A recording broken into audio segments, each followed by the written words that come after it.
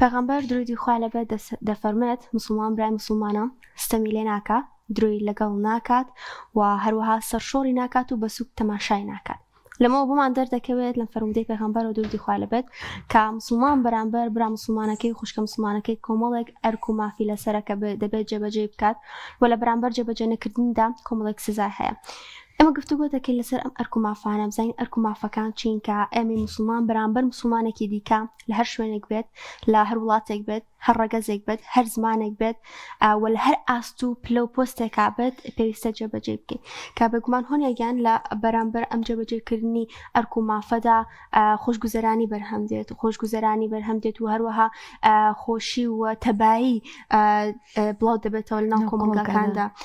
و لە بەرامبەریشیدا ئەگەر جێبەجێ نەکرێت ستەم دەکرێت، وەروەها نادادی دادپەروەری لە نێوان کۆمەڵگاکاندا بڵاو دەبێتەوە. لەنێگیان ئەمە باسیین بابەتاکەین، باس لە ئەرکی مسلمانەکەین و حەقی مسلمانەکەین بەرامبەر بەرام مسلمانەکەی تری پێویستی چی بکات. ئاینی پیرۆزی ئیسلام زۆر ژەخت لە پێکەوە ژیانە کاتەوە. ئێمە هەمیشە ئەوەی کە لە ئەوروپا و لە وڵاتانی دەرەوەی بیستنی ئەوەیە کە مرۆڤ بێ بە تاکی بژی و ئیلاقی کەسی نەبێت و واز لەوانی تربێنێ. لە کاتێکدا ئاینی پیرۆزی ئیسلام هەمیشە جەختی لەوە کرێتەوە کە لەگەڵ کەسانی دەوروبەریە بەڕەحم و بەبەزەیی بێ و هەمیشە یارمەتی ئەوانی تربا و خۆشەویستی و تەبایی بڵاو کاتەوە. جا ئێمە بە ڕۆشنایی ئاەتەکانی قورآن و فەرمودەکانی پێغەمبەر دوودی خوای لەسەر بێ باس لە بابەتاکەین بە میوانداری بەڕێز مامۆستا ئەحمەد قامیشی زانای ئاینی کە بەخۆشحاڵیەوە لە ستودیۆ لەگەڵمانە. مامۆستاگیان بەخێر بێ، سپاس بۆ ئامادەبوونی. زۆر سپاسان دەکەم و سەلامەت و موفق بن ئینشاءالله. مامۆستا بسمان چییە لە ئەرکی مسلمان؟ چ کاتێک مسلمانێک ئەرکی هەیە بەرامبەر بە مسلمانەکەی ئیتر؟ بەناوی خوای بەخشندەی میهرەبان سپاسان دەکەم بۆ ئەم دەرفەتە و سڵاو و ڕێزم هەیە بۆ سەرجەمبینەران. لە ڕاستیدا ئێمە کە سپاس بۆ خوا کە مسلمانین، هەر بەوەی کە دەڵێ مسلمانین کۆمەڵێ ئەرک لەسەر تو واجب دەبێت.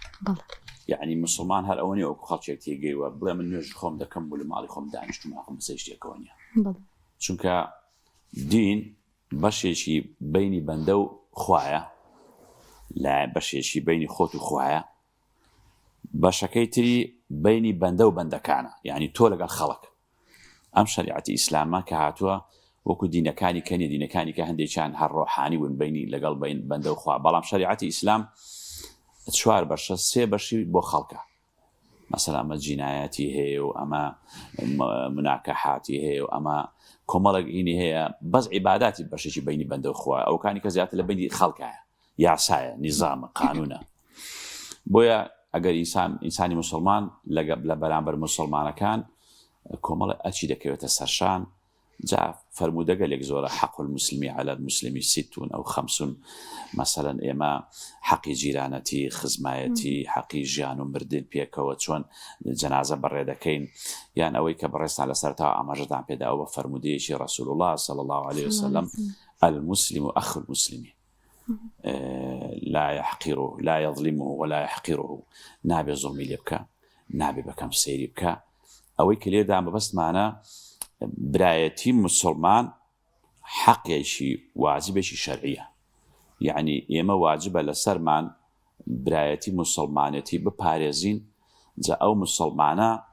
مسلمانێکی کورد بێ لەگەڵ خۆمان بێ کە ئەو حەقی زیاترە لە حەقی کوردایەتی قۆمایەتی، چ مسلمانێکی غەزەیی بێ یان چ مسلمانێکی سوودانی بێ یان ئەفغانی و پاکستانی بێ. ئێمە لە هەموو شوێنێک وەکو حەقی ئیسلام مسلمانانمان خۆش دەوێ و واجبە لەسەرمان سەریان بخەین، واجبە لەسەرمان برایەتی دروستکەین، چونکە ئەمە خوای گەورە فەرموویەتی ئینەمە المؤمنون ئیخوە، مسلمانان برایەکن. ئێمە دەبێت مامەڵەیەکی برایانە لەگەڵ یەکتردا بکەین. قەیچەکە مەسەلەن تێگەیشتنەکانمان جیاوازە، جاری وایە، تەبیعەتەکانمان جیاوازە، عەقڵیەتمان جیاوازە، ئەوە شتێکی سروشتیە. بەڵام گرگەوە لە کۆتاییدا لە بازنەی برایەتیدا ئێمە مامەڵە بکەین. هەر لە ناو خێزانێکیشدا کە برا لە دایک و باوکێک بوون جاری وایە ناگونجێن، مەسەلەن دوو برا بەیەکەوە نەوعیەتیان عەقڵیەتیان جیاوازە، تێگەیشتیان جیاوازە. ئێمەش دەکرێت لە هەندێک شتا جیاوازیمان هەبێت بە تایبەتی تێگەیشتنەکانمان، بەڵام سەرنجام هەمومان لە بازنەی برایەتی ئیمانی مامەڵە لەگەڵ یەکتر دەکەین. حەز دەکەم دایمەن برا مسلمانەکانم لە هەر شوێنە بن سەرکەون حەز دەکەم ئەگەر حیزبێکی ئیسلامی لە هەر شوێنە بێ حیزبە ئیسلامیەکە سەرکەوێ بەسەر حیزبە ئالمانیەکەیدا حەز دەکەم شریعەتی ئیسلام سەرکەوێ بەسەر دیموکراسی و لیبراڵی و هەموو بەرنامەکانی کەدا بۆ ئەمە واجبێکی ئیمانیە واجبێکی شەرعیە حەز دەکەم ئەهلی مزگەوت سەرکەوێ حەز دەکەم کەسێک وەزیر بێ و پەرلەمان بێ و دەسەڵاتدار بێ کە ئەهلی مزگەوت بێ ئەوە حەقیشی شەرعی وە دەبێ ئێمە ئین تەنسوڕ الله یەنسوڕکم ئەگەر ئێمە دینی خوا سەرخەین خوا سەرمان دەخات لەبەر ئەوە حەقێکی زۆر گرنگی برایەتی بە ئیمانی ئەوەیە کە ئێمە برایەتی مسلمانی بپارێزین نەک برایەتیەک کەوا بڵێن زیاتر ئەمڕۆ برایەتی حیزبی هەیە و برایەتی کۆمەڵێک ڕێو باز و ئەمانە ئەوانەش دەتوانی بەڵام لە بازنە گەورەکەدا برایەتی ئیسلامی و ئیمانی لە هەموو شتەکان گەورەترە. زۆر باشە مامۆستایان برایەتی یاخود ئەرکی مسلمان لەسەر مسلمان بە پێی ڕەگەز و بە پێی نەتەوە و بە پێی زمان ئایا گۆڕانکاری بەسەردادێت بڵین ئەم مسلمانە لە ڕەگەزێکی ترا یاخود لە وڵاتێکی ترا ئێمە ئەرکمان نیە بەسەری یاخود ئەو ئەرکی نیە بەسەر ئێمەوە و شێوازی ئەرکەکانیش لە چ شێوازێک و لە چ جۆرێکا خۆی دەبینێتەوە. دینەکەی ئێمە دینێکی عالەمیە ئومەمیە یعنی دینێک نییە بەڵێ بە زمانی عەرەبی هاتووە ئەوژە عەرەبیێنە کە عەرەبەکان ئێستا قسەی پێگەن تێی ناگەن ئەگەر وابێ بۆ قورئان بە عەرەبی تەفسیر دەکرێت ئیسلام چونکە خەڵکی وا دەزانێت دینێکی عەرەبە ناسیۆنالیستەکان وا دەزانن ئیسلام دینێکی عالەمی ئومەمی شمولیە باش کە ئەوا بوو دەبێ مراعاتی هەموو دەنگ و ڕەنگە جیاوازەکان دەکات مەسەلەن ئێمە لە هەر شوێنێک وەکو سەرتای بەرنامەکە باسم کرد ئەگەر کەسێک شایەتمانی هێنا ئاهلی مزگەوت و برای منە جا هەر قەومێک بێت ئێمە دەبێت پشتی بگرین چۆن پشتی بگرین ئەگەر بە دوعاش خێریش بێت ئەگەر بە لە ڕێگەی ئیعلام ڕاگەیانەکانەوە بێت چەندێ دەسەڵاتمان هەبێ ئەوەندە ئێمە دەبێت پشتی برایەتی ئیمانی بگرین هەر قەومێک بێت بەڵام تەمان بێگومان قەومی خۆمان الأقربون أولى بالمعروف جیرانی نزیکمان هەیە و جیرانی دوورمان هەیە جیرانە نزیکەکە حەقی زیاتر لەسەر من هەیە ئێمە لە کوردستاندا مەسەلەن برایەتی ئیمانی لەسەروی هەموو شتێکەوەیە ئەنجا دوایە قەومین یەک زمانین لە شارێکە ئاژین لە گەڕەشێکە ئاژین دەی یعنی 195 خاڵی هاوبەشمان هەیە کەواتە بۆیە ئێمە دەبێت زیاتر بۆ خۆمان ئەنجا دوایە بۆ خەڵکانی تریش چونکە ئێمە کەسێک نتوانێت دەرمانی دەردی خۆی بکەن ناتوانێت دەرمانی دەردی خەڵکیش بکات لەبەرەوە ئێمە ئەو برایەتێ بپارێزین ئەگەر بە بچووکترین هەڵوێستیش بێت ئێمە ئەو ئیسلامەتی ئێمە کوردی مسلمانی تەنها بەم دینەوە جوانین کاتی خۆی لە مێژوودا هاتووە کاتێ سەیدنا ئیبراهیمیان خستە ئاگرەوە دوو کەڵبەری ئاسمانی گرت و کافرەکان خستیانە ئاگرەوە کافر وایە ویژدانمووینی نییە لە هیندۆسەکانش بینیومانە گەنجەکان دەسووتێنن لە فەیسبوکدا بینیوتانە هەموو کافر ئەخلاقی نییە کافرەوە تا لە غەزەی بینیمان خستیانە ناو ئاگرەوە دوو کەڵ ئیترەوە بە حسابی خۆیان دەسووتێت تەبعا نەسووتاو خۆی گەورە پاراسی بەڵام چۆلەکەیەک هەیە لە چۆلەکە پاساری بچووکترە پێ دەڵێن فیرنەگولە پیرەکان دەزانن بەس ئێوەی گەنج نازانن ئەو چۆلەکە بچکۆلایە چوو بە دەنووشی لە دڵۆپەیەک ئاوی هەڵگرت دەبێت دڵۆپە ئاوەکە چەند بێ نیو دڵۆپە بووە دڵۆپەیەک ئاوی هەڵگرت و چوو لە ڕاستی ئاگرەکە لە ئاسمان خستێ خوارەوە چۆلەکەەکانی ڕافقیتان خەڵک جا پاشەم دڵۆپە ئاوا چیەکە بەم ئاگرێ گەورە و چی پێکرێ کۆرەکتی خۆ دەزانم ناکوژێتەوە بەوە بەڵام دەمەوێت بیسەلمێنم کە من ئیبراهیمیم کە من لە پشتیوانی ئیبراهیمم و من دەمەوێت بیسەلمێنم کە من ئیبراهیمیم ئەو ئیبراهیم یعنی مەسەڵەن سەیدنا ئیبراهیم نەگەوەی ئێستا ئەو ئێستا کوفرە دەمەوێت بیسەلمێنم کە من وەلا ئەم هەیە بۆ حەزرەتی ئیبراهیم دەمەوێت بیسەلمێنم کە لەگەڵ ئەو ئێمەش دەمانەوێت لە هەموو شوێنێک کە موسڵمانێک لێ قەومە خەمی بۆ دەخۆی بۆ چکە پێغەمبەری خوا صلی الله علیه و سلم فەرموویەتی مثل المؤمنين في توادهم وتراحمهم وتعاطفهم كمثل الجسد الواحد الحديث ويني مسلمانان وەکو یەک لاشەوایە ئەگەر سەری پەنجەت ئازار سەر پەنجە زۆر بە ئازارە سەری پەنجەت یان سەری قاچت شوێنێکت ئازاری هەبوو هەموو لەشت تادای دەگرێت ئێخ باشە قاچم خۆ دوورە لە ئێرم وەش سرم دێشە قاچ بریندارە لەبەرەوە ئەمە وەکو یەک لاشەوایە مسلمان بەداخەوە کە ئێستاوانین بۆیە حاڵمان ئاوایە ئێستا وانین ئێستا مەسەلەن دێ مەسەلەن دەڵێ ئەوە عەرەبە حەقچێ بەسەر ئەوە تورکە ئەوە فارسە من هەموو کاتێک مسلمانێکی غێری کورد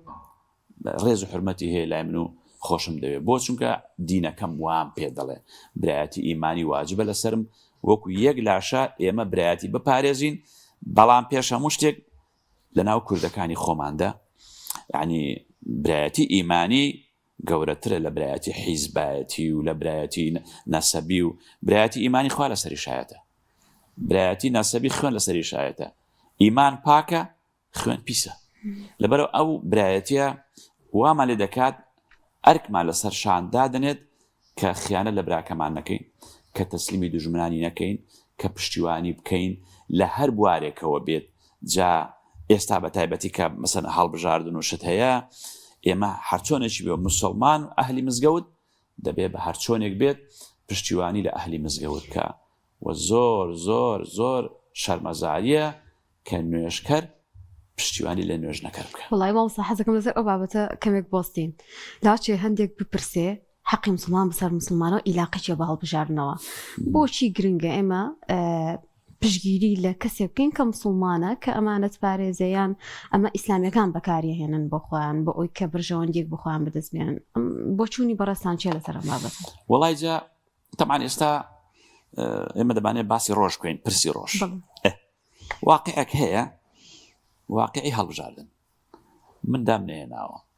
دیموکراسیکی داسەپاوەکو دەڵێ سەپێنراوە بەسەر هەمومان سەپێنراوە واقعەکە ئێمە چۆن مامەڵە لەگەڵ ئەو واقعە بکەین ئەمە زۆر مهمە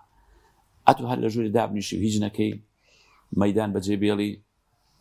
ئەو واقعە بۆ خۆی بە تەبیعەت تۆ بچی و نەچی پەرلەمان پێک دێنهێندرێ و بچی و نەچی حیزبی یەکەم و دووەم دیارە و هەرچی هەیە ئێمە دەزانین بەو شتانە شتێکی ئەوتوژ نیە ناگۆڕە شتێکی ئەوتۆ بەڵام تۆ ئیمتحانی بچکۆلەیە بۆ تۆی مسلمان ئیمتحانێکی بچووکە خوایە من لەبەرەوەی مامۆستا ئەحمەد ئاهلی مزگەوتە دەنگ بۆ مامۆستا ئەحمەد دەدەم بڵێن بۆ نمونە ئەو ئاهلی مزگەوتەوە هەرچەند دەزانم بەخوای لار و خواریشە کەم و کورتی زۆرە بەڵام لەبەر دینەکەی ئەوم خۆش دەوێت لە نوێژنەکەرێک بۆ چونکە من دەزانم بڵێن بۆ نمونە ئەگەر مامۆستا ئەحمەد بچێتە پەرلەمان شەرعی خوای قبوڵە وەکو دەستوری وڵات ئەینا یاسادانانی یاسادانراوە خوددا و پێغەمبەر یاساکان داناوە ئێمە قەت یاسادانانین بەڵام لە پەرلەمان ئینسانی مسلمان دژایەتی ئەو یاسانە دەکا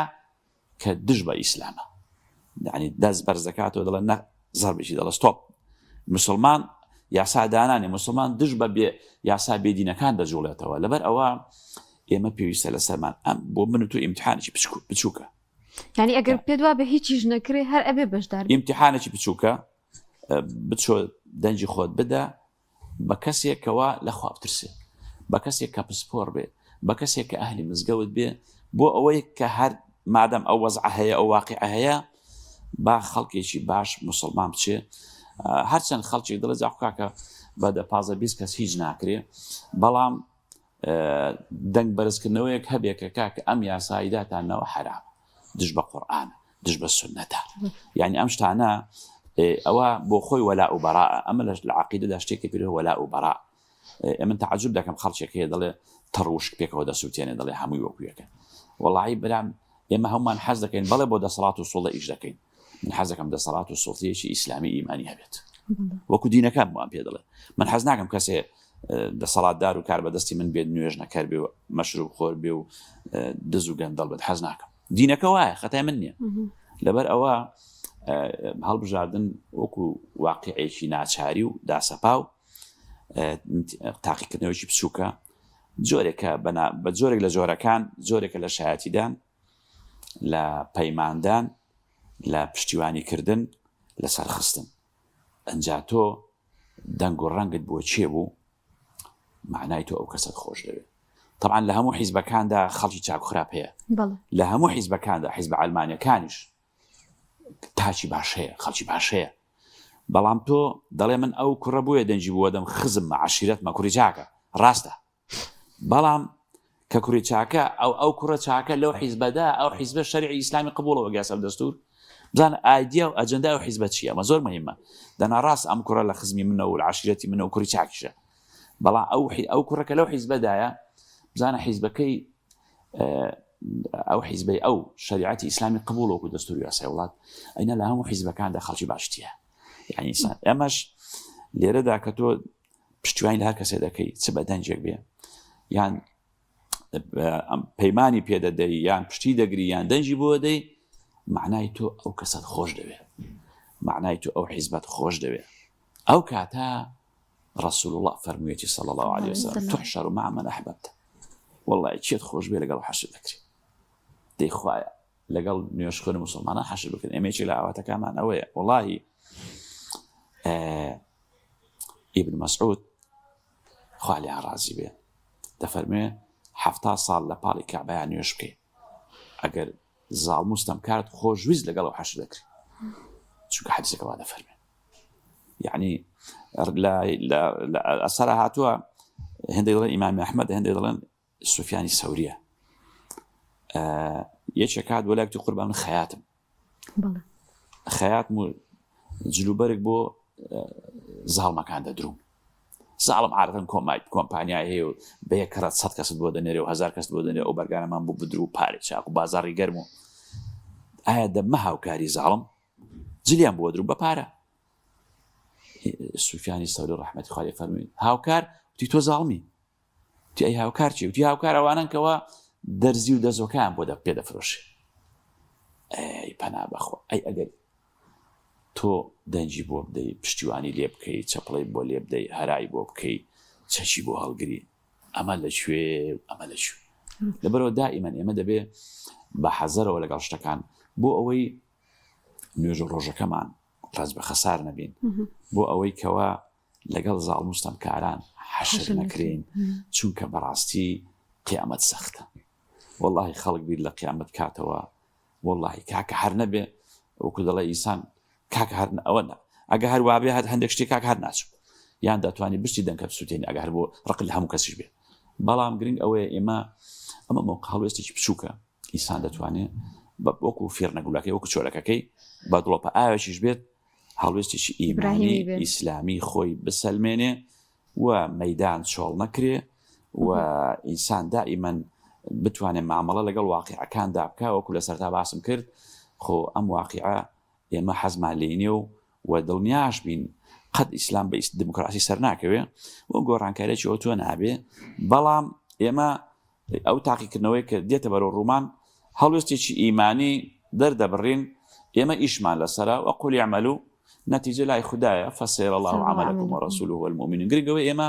لە چوارچێوەی شەرعە لە سنووری شەرعە وەکو ئەرکێکی ئیمانی ئیسلامی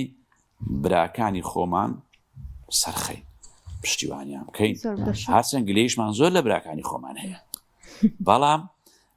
ئەوە گلەی خۆشەویستێتەوە، بەڵام لە بەرامبەردا خەڵکێکی تر عەقیدەی وەک تۆ نییە. ئەو عەقیدەکەی براکانی خۆم کەم کورتیان زۆرە بەڵام هەر برا من لەسەر تا باسمان کرد. زۆر باشەوە مستەفا باسێک لەوە بکەین چەند دەقەیەکی کەممان ماوە ئەگە بە کورتی پێمان بڵێ کاتێک کە کەسێک مسلمانە و بەرامبەر برا مسلمانەکەی حەز ئەکات سەر نەکەوێت و کاتێکە دڵی ناخۆش یاخود ڕووداوێکی بەسەردا دێت ئەم پێی خۆشە و ئەم کەسانە کاتێکە خۆیان بە مسلمان دانێن و بەڵام ئەرکی خۆیان بەرامبەر برا مسلمانەکەیان جێبەجێ ناکرێن سزایان چییە و کەسانێکی چۆنن ئەمانە؟ وەڵام بێگومان ئەوەی کە ئەرکی خۆی جێبەجێ ناکە گوناهبار دەبێ و مقەسیرە، چونکە وەکو لە سەرەتا بەرنامەکەش ئاماژەم پێدا یەکێک لە ئەرکە ئیسلامی و ئیمانیەکان یەکێک لە ئەرکی مسلمان سەرخستنی برای مسلمانە. باگ لێیشم لێوێ ئەبێ پشتیوانی لێ بکەی واجبە لەسەرت. ئەمە لە عەقیدەدا پێی دەوترێ وەلا و بەڕا، یعنی من تعجب دەکەم خەڵکانێک کە وەلا و بەڕایان خوێندووە و بەڵام دەبینی کاری پێ ناکەن پشتیوانی لە زاڵ مستەمکاران دەکەن. چونکە دەبێ ئێمە وریابین زۆر جار بە ناوی کوردایەتیەوە فێڵمان لێکراوە جاری واشێ بە ناوی ئیسلامەتیشەوە فێڵە لێکرێ. لەبەر ئەوە دەبێ ئێمە وریابین و دائیمەن ئینسان کە بە ئاگا بێ و شارەزا بێ. یعنی کاکە جان من ئەممان لە خزمەت کوردایەتی داین و ئێمە شانازی دەکەین کە کوردین بەڵام کوردی مسلمان.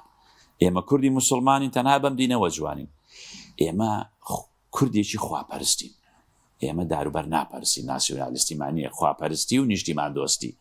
ئەنجا هەر کەسێ ئەمە پێویستە کە مادام کوردی مسلمانین ئەو دوشتە مهمە کوردی مسلمان ئابیر دەکەینەوە لەبەر ئەوە کە کوردێکی مسلمان لە هەر شوێنێ بوو پشتیوانی لێ دەکەین مسلمان بۆ معنای کە ڕازی بێ بە شەرعی خوا ئەی ناگە مەسەلە نوێژ خوێن بێ ڕۆژانی جمعە خۆ مزگەوتەکان بەرناکەون ئەگەر من دەڵێم نیوەی تۆ بڵێ سێشی ئەگەر ئەو بەڕاستی شەرعی خوان قبول بووایە ئەم مۆزعانە ئەوانە دەو بۆ شێوەیە لەبەرەوە خەڵکێکەیە ئەوازانە ئیسلام تەنها نوێژ ڕۆژ و مزگەوتە ئەی عەمەل و عەقیدە ئەی کابرا 70 ساڵ لە پاڵی کەعبا نوێژی کردو و نوێژەکەی وەرنەگیراوە بۆ چکە عەقیدەی لەگەڵ نەبوو عەمەلی لەگەڵ نەبووە لەبەرەوە ئەوانەی کەوا برایەتی ئیمانی جێبەجێ ناکەن ڕاستە ئەوان ئەگەر لەگەڵ جەماعەتی ئەو بەرێبی چەورە دەسەڵات هەموو شت بۆ دەڕوا بەخوا مسلمانان ئەمڕۆ غەریب بوونەوە فتنەی آخر زەمانە لە آخر زەماندا مسلمانە ڕاستەقینەکان کەمینەن غەریب دەبنەوە قەڵەباڵغی و زۆرەکە دیارە بەڵام ئەخە قیامەت سەختە من خەمی قیامەتمە ئەی ناخۆ دەزانین کوێ چەورە دەزانین کوێ قەڵەباڵغا کوێژ ئیشی دەڕوا بەڵام مسلمان ئەو مسلمانەیە خەمی قیامەتی خۆی بێ لەگەڵ بە دوو قەڵەباڵغیە نەکەوێ یعنی بەڕاستی پێویستە ئەچی سەرشانمان جێبەجێکەین لە بەرامبەر یەکتر کە پشتیوانی و خۆشەویستی و برایەتی ئیمانی هەر کەس نەیکرد وەڵی مقەسیرە و تاوانبارە و گوناهبار دەبێ و لەگەڵ زاڵمان حەشر دەکرێت ئیتر لەوە گوناهباری تر چی تۆگە لەگەڵ زاڵم حەشر کرای ئیتر ئەو کاتە ئەگەر مەجال ما بێ پێغەمبەری خوا حەز دەفەرمێ کە دەدوای من ئین ئەلا ئینها ستەکون من بعدی أمراء يظلمون الناس ويكذبون دفن خلقان من بيداد من دروان دكانوا ظلم لخلق دكان فمن صدقهم بكذبهم وأعانهم على ظلمهم هالكسيك بالرعان بدروا كان يامكا وبشتواني ظلمك يامكا أو فليس مني ولا أنا منه نمن لوم نأولمنا دبي ألا ورشان افترسين أين بخوا أجر أو نبي بخوا خلق جزاني شوية صورة وشوية خوشة بلام دنیا زۆر کاتیە سریع دەڕوا خێرا دەڕوا باخەمی قیامەتمان بێ دەستخۆش بەخۆڵم ساگیان خۆی گەورە پاداشت باتەوە سپاس بۆ کاتی بێمت بەخشی عەزیزمان نەی